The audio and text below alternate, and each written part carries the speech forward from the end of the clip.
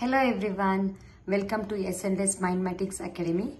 Today we are going to know about how to hold the pencil and how to move the beads with our finger on the abacus. Okay, let us see. So first, this is the pencil we need to hold in our right hand like this, because we are using these two fingers to move the beads, index finger and thumb finger. And in the left hand, so with the left hand we have to hold the abacus like this. Okay, we are using these three fingers, okay, to hold the abacus tool, and these two fingers we are using to move the beads. Okay, let us see how to move the beads. First, how to clear. So I am clearing by pinching and gently moving the two fingers on the answer bar. So I have cleared.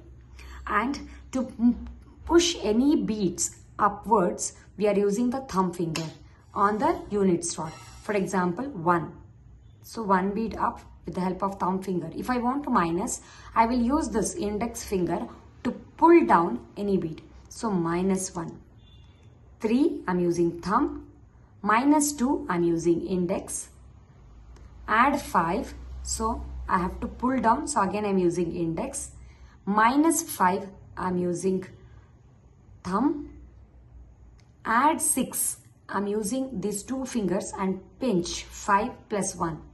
Minus 7, I am using pinch out.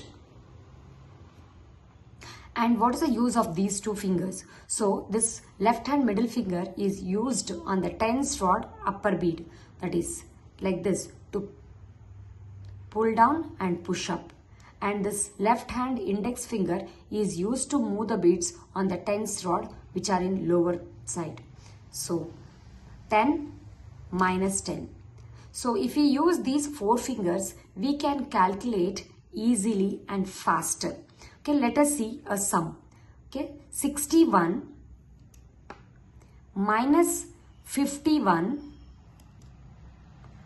add 75